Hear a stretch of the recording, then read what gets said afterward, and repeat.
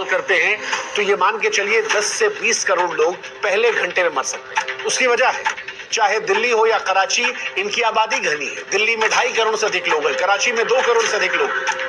आधुनिक हथियार इनके पास है जो 15 से लेकर 300 किलोटन की शक्ति रखते हैं। हिरोशिमा में 15 किलोटन का इस्तेमाल किया गया था और अब 300 किलोटन तक के हथियार हैं। आप सोचिए कितने गुना है।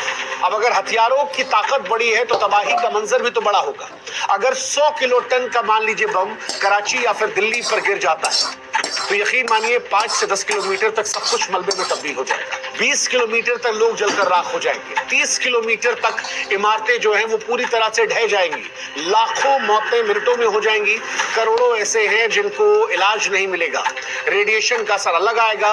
कैंसर, अपंगता और आगे आने वाली पीढ़ियों में बीमारियां जो इंसान की नस्लों को बर्बाद करके रखता है। अब अगर आपको लगता है कि दोनों देश समझदार हैं, वो लड़ रहे हैं, वर्ल्ड वॉर जैसी सिचुएशन या परमाणु वॉर जैसी सिचुएशन नहीं होगी, तो आपको यह समझना पड़ेगा कि एक गलती वर्ल्ड वॉर शुरू कर सकती है। एक गलती। कोई भी युद्ध जानबूझकर शुरू नहीं करता, हालात बनते चले जाते हैं। एक मिसफायर, आज भारत और पाकिस्तान के बीच तनाव की तपती रेत पर एक ऐसी गलती, एक मिसाइल का गलत निशाना, एक साइबर हमला, एक आतंकी साजिश या खुफिया जानकारी की चूक न केवल दोनों देशों को बल्कि पूरी दुनिया को तीसरे विश्व युद्ध की भट्टी में झोंक सकते हैं। ये दोनों देश ऐसे हैं जो परमाणु हथियारों से लैस है। गलतफहमी को सुधारने का वक्त शायद चंद मिनट भी न मिले। उदाहरण के तौर पर एलओसी पर तनाव के दौरान एक मिसाइल अगर गलत निशाना साध लेती है तो दुनिया बदल सकती है। ऐसा पहले भी हुआ है। तकनीकी खराबी के चलते मिसाइलें इधर उधर गिरी हैं। उस वक्त बातचीत का दरवाजा खुला था, युद्ध नहीं चल रहा था, जैसे तैसे स्थिति संभाल ली गई।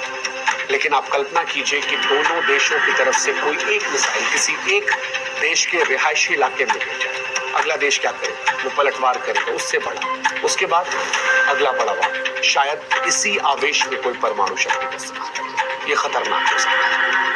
अगर भारत की अग्नि 5 जो 5000 किलोमीटर रेंज या पाकिस्तान की शाहीन 3 जो 2700 किलोमीटर रेंज गलती से इधर उधर चली जाती है तो दूसरा हमला करेगा। आज Bharat no first use policy का इस्तेमाल करता है, लेकिन अगर गलतफहमी इस लेवल पे जाती है तो शायद जवाब खतरनाक होगा।